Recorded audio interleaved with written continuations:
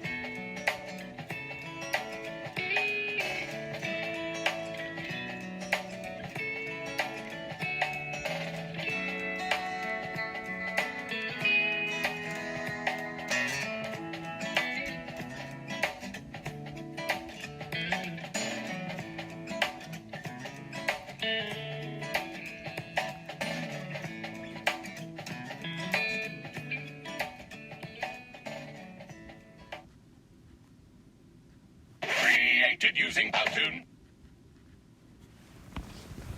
Okay, that was just an overview of what we're going to look at. So these are the common types of characters in literature: the protagonist, antagonist, flat characters, round characters, static characters, dynamic characters, minor characters, and sympathetic characters, most of which you just saw an overview for. The protagonist is normally the main character and the character that we're going to see make the biggest changes throughout the movie or the book. But the bottom line is every movie or TV show or game that you play was first written down. And so those scripts or those game designs came from something that was originally written. And the protagonist is the main character that's got the main driving conflict that drives the entire story, which also drives the theme of the story. And that's so important to know and to focus on. The antagonist is not always a character. Sometimes the antagonist is something else. It might be nature, it might be society, it might be technology, it might be an idea. But the antagonist is whatever the protagonist is in conflict with, and it's the main conflict. So our flat characters they don't change. We don't really see them. There's only one or two traits.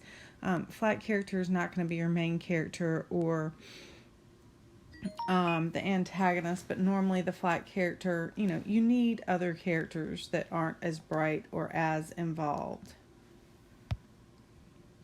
All right, round characters. When you see more than one side of them, the character changes, the characters grows. Well, if the antagonist doesn't change and it doesn't grow, then this has got to be your protagonist. All right, your static character stays the same the entire time. A lot of times antagonists do not change. Sometimes you see an antagonist change at the very end of the story, but it's not likely. So your static characters throughout the story stay the same. Wile E. Coyote never learns his lesson. Dynamic characters undergo an important interchange. So this is going to be your protagonist. It might also be some more minor characters, but your main character, your protagonist, is dynamic and it's going to change. Minor characters like Darla here from Finding Nemo, who is essential for what we call comic relief. She makes us laugh and she's very memorable, but she's only mentioned very briefly. She's not super important to the plot line. If we took her out, we wouldn't have that comic relief there, but the story would not change. Sympathetic characters. A lot of times I think sympathetic characters can also be the protagonist. The protagonist can be sympathetic, but a sympathetic character is a character that we understand, we sympathize with, we have compassion and empathy towards them. Okay, and I think that's the end of this short little thing on types of characters. It's important to understand the types of characters. When we understand the types of characters, we can make a lot of predictions about a story. And understanding conflict between the protagonist and the antagonist, we're going to come back to conflicts later, really helps take us to the theme of a lot of pieces. And theme is one of the hardest things for students to get to. So if you can correctly identify the protagonist, the antagonist, and the driving main conflict, you can identify the theme. I hope you guys have a great morning, afternoon, or evening, and I can't wait to see your faces.